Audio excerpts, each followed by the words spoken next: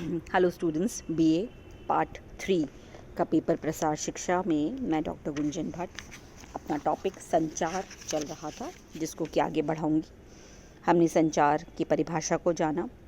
संचार के तत्व में मैं आपको बता चुकी हूँ कि संचार के तत्व में एक संचारक होता है, संदेश होता है, संदेश का माध्यम यानी कि कम्युनिकेशन चैनल होता है, और प्राप्तकर्ता रिसीवर ऑडियंस जो हमारा अल्टीमेट वो रिसीवर होता है संदेश का, कम्युनिकेशन का। ये हमारे संचार के तत्व होते हैं। संचारक क्या होता है, उसमें क्या उसकी क्वालिटीज़ होती हैं, उसकी क्या उत्तरदायित्व होते हैं, ये हमने कर लिया है। और अब हम जानेंगे कि संदेश यानी कि जो मैसेज जो हमें देना है वो क्या है, उसकी क्या विशेषताएं हैं, उसका क्या महत्व है। तो संचार के तत्व में संदेश जो है ये संचार प्रक्रिया का दूसरा महत्वपूर्ण तथ्य होता है। क्या होता है संदेश? बहुत सरल सी बात है। जो हमारा मेन उद्देश्य है, हमने मान लीजिए ग्रामीण, क्योंकि मैं यहाँ पे हर चीज़ प्रसार कार्य से जोड़ के, प्रसार शिक्षा से जोड़ के बता रही हूँ, और प्रसार कार्यकर्ता को ही संचार करना होता है। और तो प्रसार कार्यकर्ता को कोई ना कोई संदेश, और उसके टारगेट ग्रुप कौन होते हैं? खेती करने वाले लोग, किसान, पशुपालक, गृहिणियाँ। हो सकता है उन्हें फल सब्जी के संरक्षण करना हमें सिखाना हो सकता है हम उन्हें गृह वाटिका कैसे बनानी है इस बारे में बताना चाहते हैं, घर में फल सब्जी उगाने के तरीके और उसके फ़ायदे बताना चाहते हैं, या हम ये बताना चाहते हैं कि बालकों को मेल न्यूट्रिशन से, कुपोषण से कैसे बचाया जाए, कैसे उनके खेत में या उनके आसपास में उगी हुई सब्जियों और फलों का ही इस्तेमाल करके अपने बच्चों को वो कुपोषण से बचा सकती हैं। ये जो सारी बातें हैं, ये है हमारा मैसेज, ये है संदेश, यानी कि वह महत्वपूर्ण तथ्य या वह महत्वपूर्ण बातें जो हमें हमारे प्राप्तकर्ता को देनी है। और सबसे इम्पॉर्टेंट बात, सिर्फ एक सूचना देकर ही यहाँ बात ख़त्म नहीं हो रही है, इसलिए हम इतनी डिटेल में इसको पढ़ रहे हैं, क्योंकि हमारा उद्देश्य मात्र सूचना देना या संदेश पहुंचाना ही नहीं है। एक प्रसार कार्यकर्ता का उद्देश्य होता है कि वह संदेश प्राप्तकर्ता उसे ले, समझे, जाने और अपनाए। ये हमारा अल्टीमेट गोल होता है। तो संदेश क्या है? सूचनाओं का पैकेज है। देखा जाए तो संदेश सूचनाओं का, विभिन्न प्रकार की सूचनाएं, इन्फॉर्मेशन ही हम संदेश में दे रहे होते हैं। ये बातें उपयोगी होती हैं, उपयोगी बातें, लेकिन इनको बताने का तरीका ऐसा होना चाहिए कि जो श्रोता है वह इन्हें समझे और इन्हें अपनाए। अगर हम सरल भाषा में संदेश को परिभाषित करना चाहें तो हम कहेंगे कि संदेश वह सूचना है जिसे संचारक अपनी बातों को श्रोताओं को इस प्रकार से बताता है कि वे समझें, अपनाएं तथा उस पर अमल करें। ये चीज़ इम्पॉर्टेंट है। बहुत सारे केसेस में सिर्फ एक संदेश दे देना कि हाँ, एक इन्फॉर्मेशन देनी है कि कल परीक्षा है, आप लोगों को परीक्षा, ये इन्फॉर्मेशन मिलती है, आपको ये एक इन्फॉर्मेशन मिलती है कि कल फलाना फॉर्म भरा जाएगा कॉलेज में, ये एक इन्फॉर्मेशन है। लेकिन प्रसार कार्यकर्ता का कार्य ये नहीं है कि इन्फॉर्म करे। जैसे मैंने आपको बताया कि हम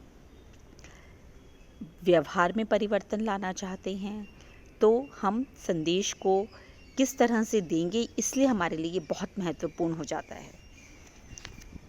संदेश के कुछ विशेषताएं होती हैं।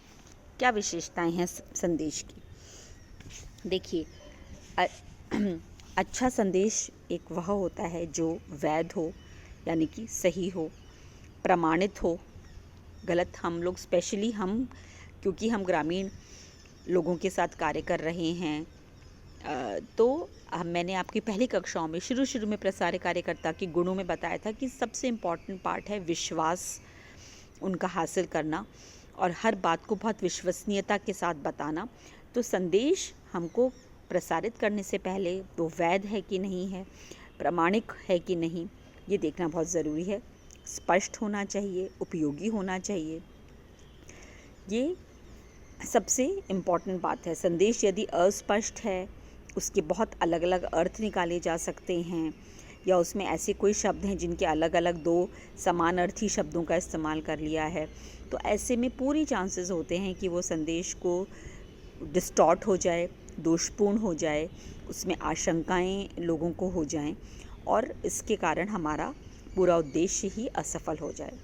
तो अच्छे संदेश की विशेषता में पहली बात हम कहते हैं कि संदेश को सरल और स्पष्ट होना बहुत ज़रूरी है।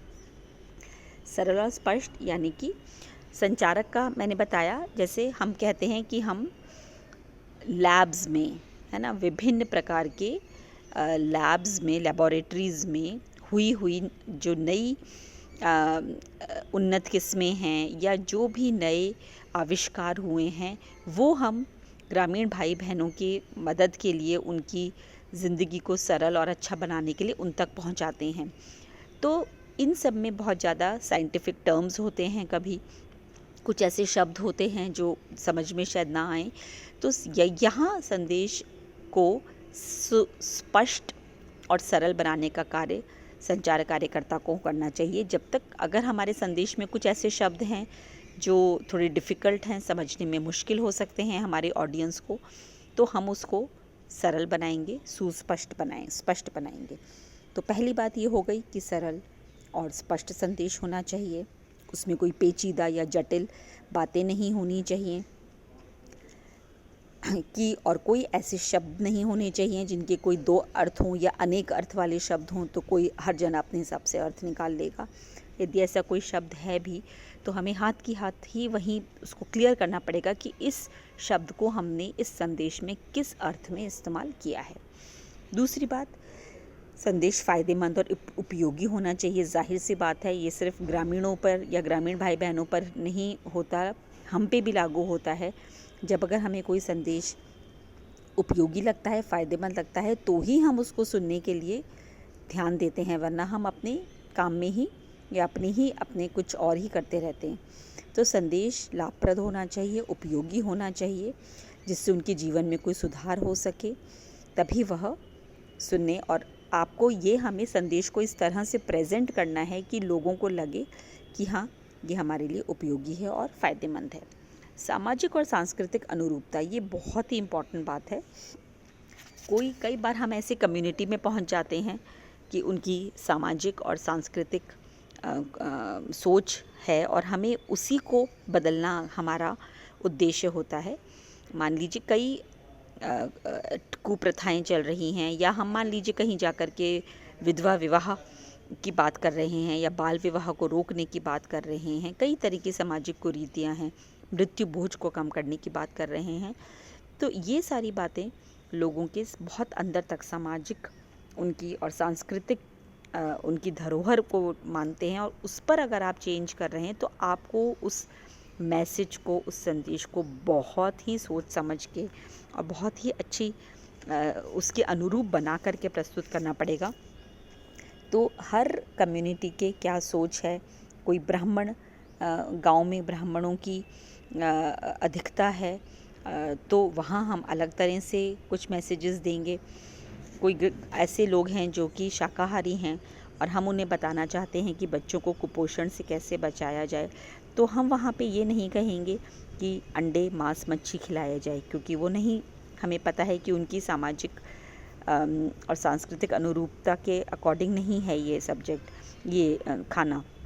तो हम वहाँ उनको वनस्पति से प्राप्त होने वाली protein rich, iron rich diets के बारे में बताएंगे। तो कहने का मतलब है कि हम जब भी जिस भी कम्युनिटी में जा रहे हैं, उनकी सामाजिक और सांस्कृतिक सोच के हिसाब से ही मैसेजेस को ट्रीट करके उन्हें बताना होगा। मैसेज प्रभावशाली और उद्देश्यपूर्ण होना चाहिए। यदि प्रभावशाली तरीके से आपने बताया नहीं तो ऑडियंस तो उठ के चली जाएंगी। बहुत काम होता है, ऐसा नहीं है गांव वाले हैं तो खाली बैठे हैं, उनके पास बहुत कार्य है, वो अपने दूसरे कार्यों में जुट जाएंगे। तो प्रभावशाली तरीके से आपको अपनी बात रखनी है। और संदेश की एक और विशेषता होती है कि उसे बार बार दोहराना भी होता है, यानी कि बार बार उसको बताया जाए कि ये इस तरह से होगा। ये नहीं कि एक संदेश को एक बार दे दिया, एक बार आपने कहा ये कर लें, अगली बार आप गए 2 दिन बाद कोई दूसरा संदेश लेके दूसरी बात दोहराएंगे, तभी वो उनके जहन में बैठेगा। तो ये कुछ बातें हुई कि संदेश जो दूसरा तत्व है संचार का, इसकी क्या परिभाषा है और इसके क्या अच्छे संदेश के विशेषताएं हैं। अब संचार माध्यम को हम नेक्स्ट क्लास में टेकअप करेंगे। Thank you.